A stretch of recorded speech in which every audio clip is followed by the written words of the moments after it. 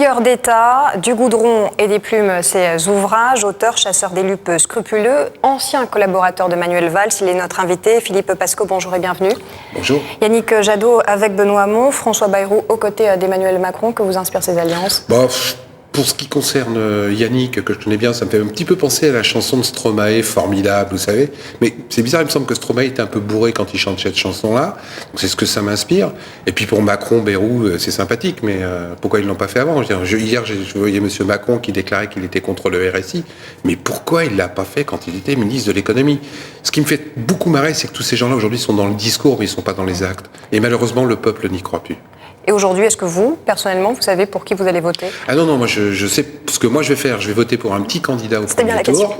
Un petit candidat au premier tour. Et au deuxième tour, je pense que je vais voter nul. D'ailleurs, dans mon prochain livre, on avait deux solutions. Soit on mettait des sacs à vomi à la fin du livre, parce que ce que j'ai encore découvert est assez grave, et puis ça nous coûtait un petit peu cher. Donc en fin de compte, on a mis des bulletins de vote à découper. Les gens les découpent, et puis s'ils veulent, ils les mettront dans l'urne au deuxième tour. Je refuse aujourd'hui d'être manipulé. Je refuse aujourd'hui de ne plus voter par conviction, mais de voter par élimination. Et malheureusement, tout ce que nous proposent ces gens-là, qui sont des produits périmés, vous savez ce que c'est qu'un produit périmé, hein? Quand on le prend dans la frigidaire, dans le produit périmé, on les met à la poubelle. On nous propose que du produit périmé. Ça suffit, arrêtez de nous prendre pour des idiots. Est-ce que vous pensez que vos lecteurs pourraient encore avoir envie d'aller voter après avoir lu vos ouvrages? Mais moi, je fais des livres d'espérance. Je fais pas des livres vers ça. Si les extrêmes existent, c'est parce qu'il y a justement de l'opacité et de la paupérisation. Les extrêmes arrivent à se développer là-dessus. Moi, je fais des livres sur la transparence. Plus on sera transparent, moins ils pourront abuser. C'est pas normal ce qui se passe aujourd'hui. Pourquoi ces gens-là qui nous demandent de nous serrer la ceinture se rajoutent des boutons à la leur? Pourtant, vos ouvrages, ce sont pourtant des recueils d'abus légaux. Je n'ai rien inventé, tout est factuel. Tout est légal, mais complètement immoral. Ce que je voudrais simplement, c'est que les élus qui nous parlent aujourd'hui soient un petit peu plus moraux que ce qu'ils nous proposent. Des élus pilleurs d'État, maintenant du goudron et des plumes, vous en avez des choses à dénoncer. Hein. Oui, j'en ai pas mal. Et dans le prochain, j'en dis encore. J'ai découvert, par exemple, je vous donne un petit scoop qui est dans mon prochain livre qui sort le 16 mars et qui ça va s'appeler « Allez presque tous vous faire 5 points de suspension et non 3 ». J'ai découvert, par exemple, qu'il y avait des sénateurs qui étaient élus avec 11 voix. Vous écoutez bien? 11 voix. Est-ce que ça, c'est de la démocratie? Vous dénoncez également les avantages, les avantages, les 5 retraites, les salaires, les indemnités, les pensions de reversion. Comment ça se fait qu'un salarié comme vous, par exemple, que si jamais vous avez une pension de reversion, votre mari ne touchera que 54% de 19 000 euros de votre salaire? J'ai une amie qui a perdu son mari. Elle touche maintenant 357 euros de pension de reversion parce que son mari avait 2 000 euros. Les élus, c'est 60 à 64% sans plafond. Quand vous savez qu'un élu peut toucher jusqu'à 30 000 euros, 26 000 euros de retraite, est-ce qu'une femme d'élu est plus fatiguée qu'une femme d'ouvrier? J'ai du mal à le comprendre. Pourquoi ces gens-là s'octroient des avantages qu'ils nous refusent à nous? Parce que là, ils parlent de 50 milliards, 60 milliards d'économies, M. Macron. Mais ça va être sur le dos de qui? Sur le dos de leurs éminements? Sur le dos de leurs assistants? Entre guillemets.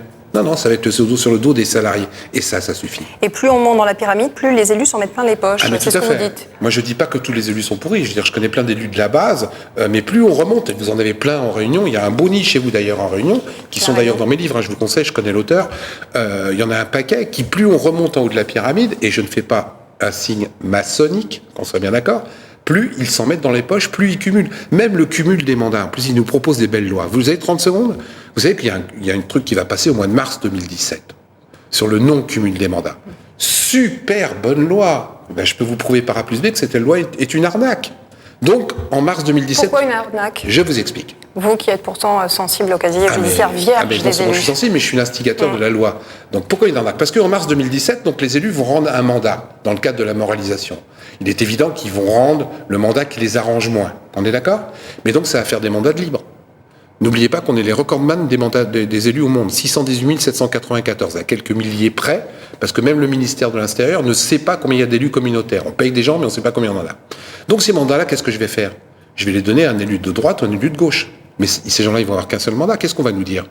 Si vous voulez pas que ces gens-là soient corrompus, si vous voulez pas que ces gens soient tentés par la corruption, il faut qu'on augmente leur indemnité. Donc, on va avoir encore plus de mandats. Donc, on va passer super recordman du monde d'élus. Mais en plus, on va en faire des alimentaires. Mais attendez, l'histoire n'est pas finie. Les élus qui auront perdu leur train de vie, qu'est-ce qu'ils vont faire? Ils vont retrouver une combine pour se verser des indemnités. Et qu'on me dise pas que c'est pas vrai, il y a un type qui s'appelle Xavier Bertrand, qui a dit « je rends mes mandats, je fais du civisme ». Et 2 mois après, il se votait 5 500 € d'augmentation en douce. Donc, pour une bonne loi, on va se retrouver avec plus d'élus, alimentaires, et des mecs qui vont encore se toucher des indemnités en douce. Voilà la loi qu'on nous propose pour moraliser la vie politique. Peu d'espérance finalement à vous écouter. Qu'est-ce qui vous pousse moi je suis un encore dans homme les bureaux de d'espoir. vote? Je suis un homme d'espoir. Moi, au contraire, j'écris des livres. Les livres que j'écris, d'abord, c'est factuel, et ce n'est que des livres Et d'espoir. est-ce que vous redoutez des procès en diffamation? Pour l'instant, j'en ai pas eu. Je l'attends. Moi, faites-moi des procès en diffamation. Au contraire, j'en ai eu un sur 1200 noms. Un seul. Et parce que j'avais fait une erreur, j'assume.